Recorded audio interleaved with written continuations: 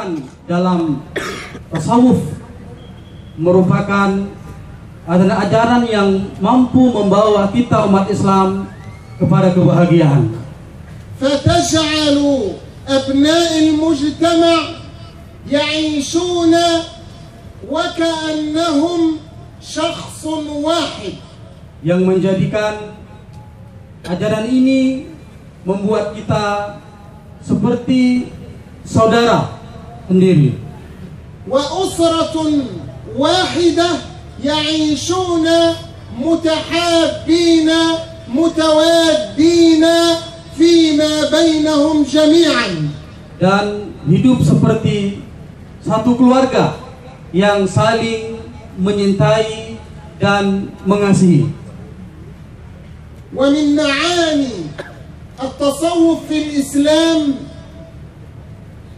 الزهد في الدنيا. Termasuk arti dari tasawuf adalah zuhud di dunia. بمعنى أن تكون الدنيا في أيدينا لا في قلوبنا. Maksudnya adalah kita jadikan dunia hanya sebatas di genggaman tangan kita, bukan kita jadikan di hati kita. من المعاني للتصوف الإسلامي تزكية النفوس البشرية وتهذيبها بكل ما هو حسن. Dan salah satu makna tasawuf juga adalah menyucikan jiwa kita dan menghiasinya dengan akhlak-akhlak yang mulia. ويؤكد التصوف في الإسلام أن من علمائنا المعاصرين فضيلة الأستاذ الدكتور عبد الحليم محمود شيخ الأزهر الأسبق قرر مادة التصوف الإسلامي في كلية أصول الدين، وما زال هذا العلم يدرس في الأزهر حتى اليوم.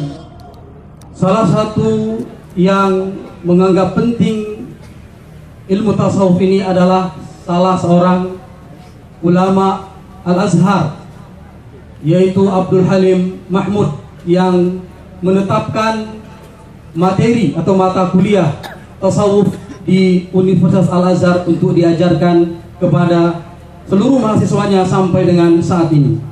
فخلاصة الكلام في التصوف الإسلامي أنه دعوة إلى الخروج من كل خلق دني. Sebagai kesimpulan bahwa tasawuf adalah bagaimana upaya kita untuk senantiasa menghindari, menjauhi setiap sifat-sifat yang buruk, والدخول في كل خلق سني. dan menghiasi diri kita dengan akhlak yang mulia. إذن نرى أن التصوف في الإسلام يدعو إلى التحلي بالأخلاق الكريمة. والسؤال الآن: ما مكانة الأخلاق بالنسبة للدين؟ Dan tasawuf di dalam agama Islam mengajak kita untuk senantiasa menghiasi diri kita dengan akhlak yang mulia. الإسلام ينقسم إلى 3 أقسام. Islam ada 3 hal penting yang perlu kita ketahui di dalamnya. القسم الأول العقيدة. Yang pertama adalah akidah, متمثلة في توحيد الإله. yaitu seperti kita mengesahkan Allah Subhanahu wa taala. فالعقيدة تمثل ثلث الإسلام. Dan akidah ini sepertiga dari ajaran agama Islam. ولذلك ورد أن من قرأ سورة الإخلاص فكأنه قرأ ثلث القرآن، لأن سورة الإخلاص تشتمل على الجانب العقدي. Oleh karena itu, Barang siapa yang membaca surat Al-Ikhlas, maka seolah-olah dia sudah membaca sepenuhnya dari Al-Quran. Karena surah Al-Ikhlas mengandung makna akidah di sana. القسم الثاني من الإسلام هو العبادة. Bagian yang kedua dari agama Islam adalah ibadah. تتمثل العبادة في الصلاة والصيام والحج والزكاة وغير ذلك من العبادات التي يؤديها المسلم في اليوم والليلة. Dan ini bisa dicontohkan seperti ibadah sholat, zakat, puasa, haji, dan ibadah-ibadah yang lain yang dilakukan oleh umat Islam dalam kehidupannya sehari-hari. فالعبادة تمثل الثلث الثاني من الإسلام. Dan ibadah ini juga posisinya sepertiga di dalam agama Islam. القسم الثالث وهو ما نحن بصدده الآن وهو الأخلاق الكريمة. Dan bagian yang ketiga dari ajaran agama Islam adalah akidah yang menjadi pembahasan kita malam ini. الأخلاق الكريمة معناها معاملة الإنسان مع غيره. Makna akhlak adalah bagaimana kita bergaul, berinteraksi dengan selain kita. فالأخلاق الكريمة تمثل ثلث الإسلام. Dan akhlak yang mulia ini juga bernilai sepertiga dari agama kita. بل تمثل الإسلام كله. Bahkan bisa dianggap mengandung semua ajaran agama Islam. والدليل على ذلك Dan dalilnya قول النبي صلى الله عليه وسلم إنما بعثت لأتمم مكارم الأخلاق. Dan dalil yang menguatkan itu adalah sabda Nabi Muhammad sallallahu alaihi wasallam, sesungguhnya aku tidak diutus melainkan untuk menyempurnakan akhlak yang mulia. فتساءل العلماء حول هذا الدليل. Para ulama bertanya-tanya tentang dalil ini. قالوا كيف حصر النبي صلى الله عليه وسلم الإسلام في الأخلاق.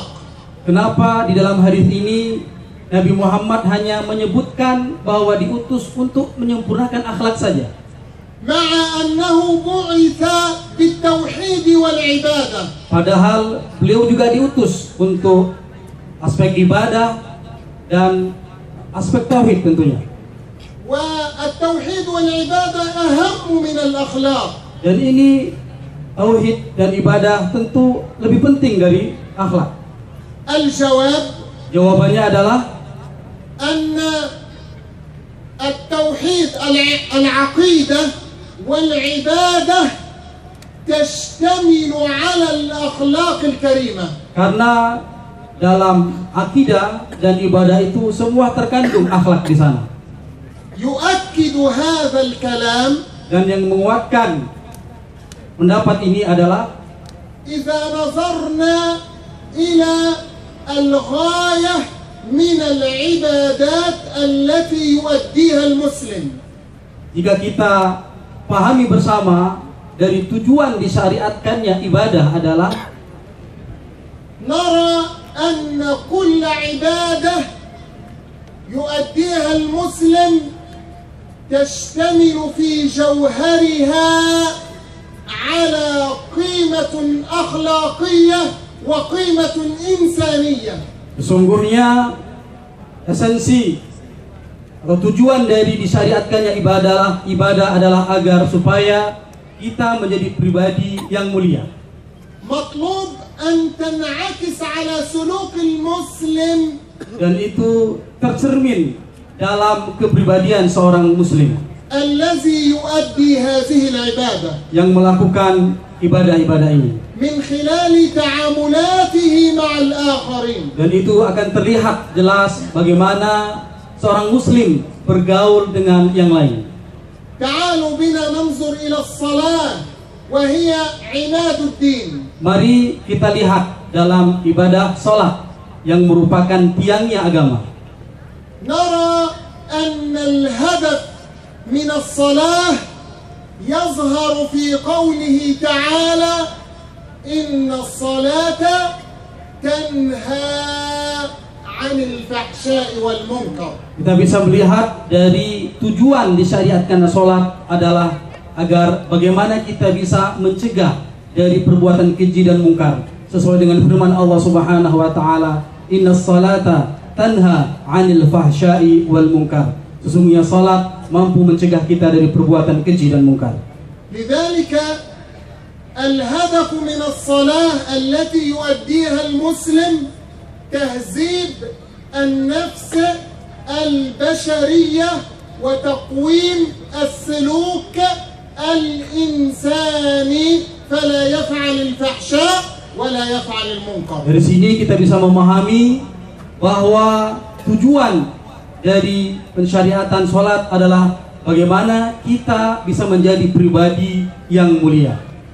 ولهذا كان كما ورد في الحديث أن فتى من الأنصار كان يصلي مع النبي ثم بعد ذلك يسرق ويقع في الفحشاء فلما ذكر هذا للنبي قال النبي صلى الله عليه وسلم إن صلاته تنهاه عن هذا.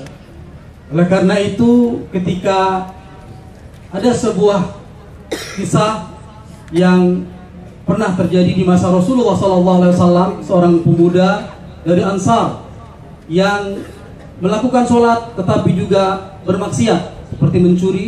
Ketika ini diadukan oleh Rasulullah SAW, dengan mantap beliau mengatakan sesungguhnya sholatnya nanti akan mencegahnya dari perbuatan keji dan mungkar, termasuk mencuri yang tadi menjadi kebiasaannya. فتاب هذا الفتى ولم يقع في الفحشاء ولم يقع في المنكر. هذه هي الصلاة. Maka seiring waktu berjalan ternyata benar apa yang dikatakan oleh Nabi Muhammad SAW, bahwa pemuda ini karena rajin sholat maka perbuatan keji dan mungkar yang pernah dilakukannya hilang dan tidak dilakukan lagi karena beliau bertobat dan menjadi pribadi yang mulia. وإذا نظرنا إلى الزكاة وهي ركن من أركان الإسلام نرى أن الهدف منها تقوى الله عز وجل. Dan begitu juga kita bisa lihat dari aspek ibadah zakat, bahwa dalam ibadah zakat ini adalah tujuannya bagaimana kita bisa menyucikan jiwa kita dan menghiasinya dengan akhlak yang mulia. فالزكاة ليست ضريبة تؤخذ من الغني لتعطى للفقير فحسب. Zakat tidak seperti pajak yang diambil dari orang-orang kaya saja, بل هي طهارة للنفس البشرية. tapi zakat ini mampu mensucikan manusia.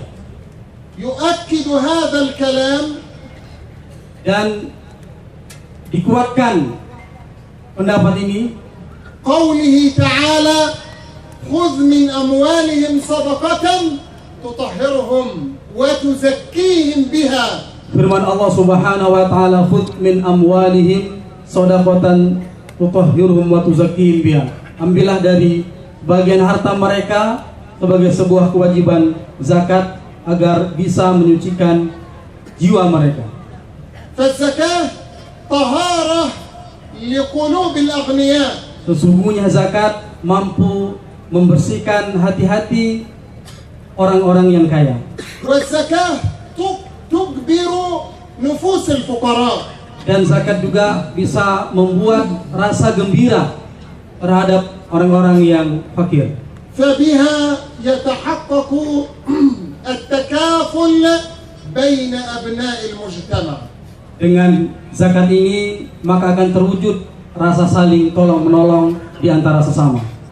وإذا نظرنا إلى الصيام يظهر الهدف منه في قوله تعالى يا أيها الذين آمنوا كتب عليكم الصيام كما كتب على الذين من قبلكم لعلكم تتقون. Dan kalau kita juga lihat dari aspek kewajiban puasa, tujuannya adalah untuk membentuk pribadi yang bertakwa. Sebagaimana firman Allah Subhanahu wa taala, "Ya ayyuhalladzina amanu kutiba alaikumusiyam kama kutiba alal ladzina min qablikum la'allakum tattaqun." فالصيام ليس امتناع عن الطعام والشراب ولكن الهدف منه تقوى الله عز وجل. Puasa tidak hanya sekedar menghindari makan dan minum, tetapi bagaimana kita mampu menjadi pribadi yang bertakwa kepada Allah Subhanahu wa taala. طيب حتى نلخص الكلام ما الفائدة أن نتحلى بالأخلاق الكريمة؟ وهذه دعوة التصوف في الإسلام. التصوف في الإسلام يدعو إلى التحلي بمكارم الأخلاق. Sebagai kesimpulan bahwa sesungguhnya tasawuf mengajak kita semua untuk menghiasi diri kita dengan akhlak yang mulia. من فوائد التحلي بمكارم الأخلاق انتشار الإسلام. Dan salah satu manfaat dari menghiasi kita dengan akhlak yang mulia adalah menyebar agama Islam.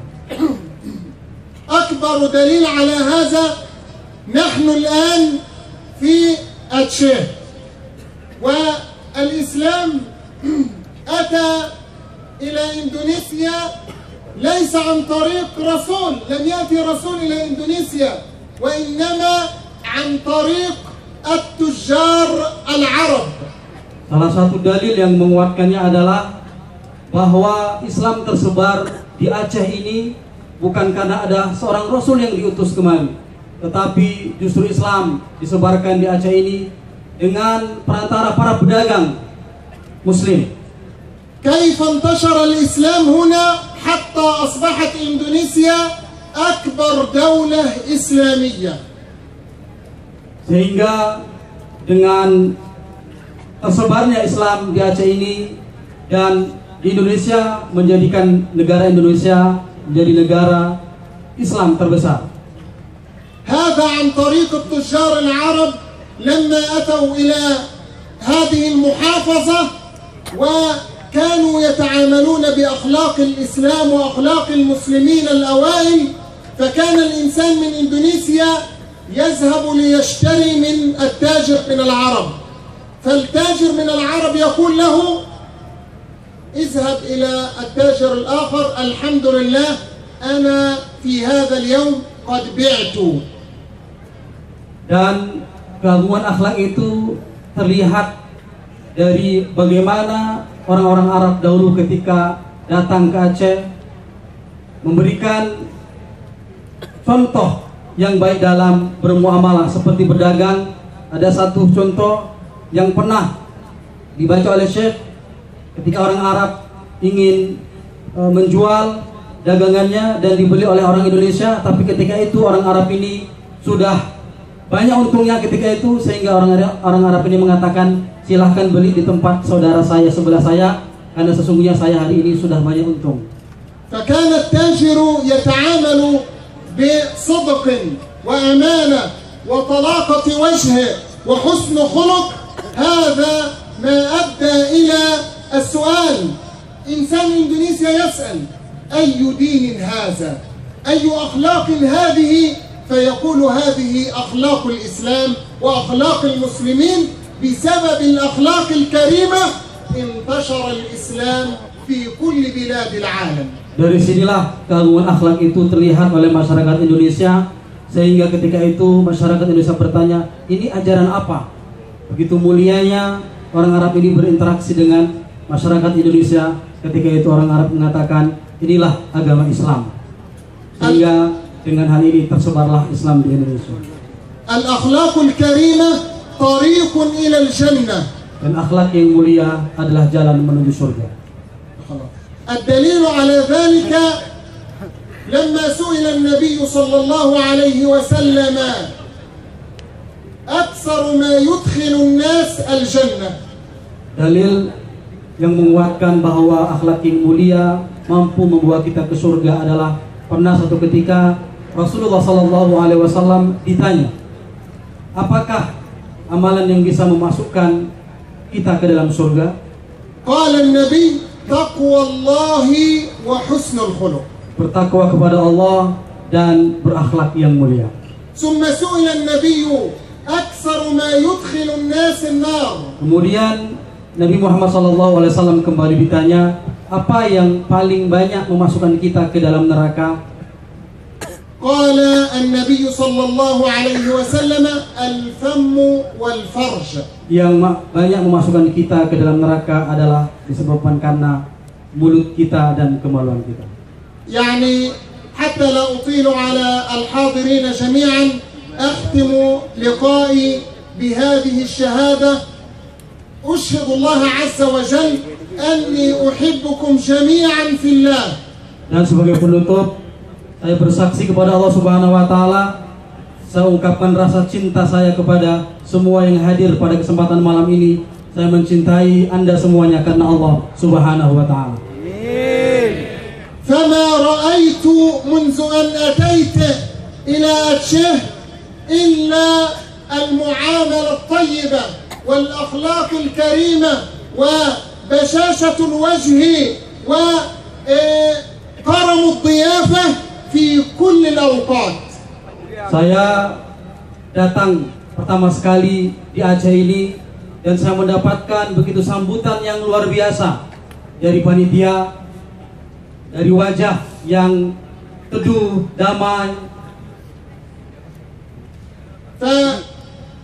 يعني هذا إن دل فإنما يدل على أن هذه الطريقة لها الأخلاق الكريمة والمعاملة الطيبة الذين نشأوا عليها وترعرعوا بها وتربوا في ظلها. Ini menunjukkan bahwa kajian ini benar-benar menampilkan akhlak yang agung, budi pekerti yang mulia. وفي نهاية لقائي أسأل الله عز وجل أن يجمعنا جميعا في الجنة والسلام عليكم ورحمة الله وبركاته. Dan terakhir saya berdoa kepada Allah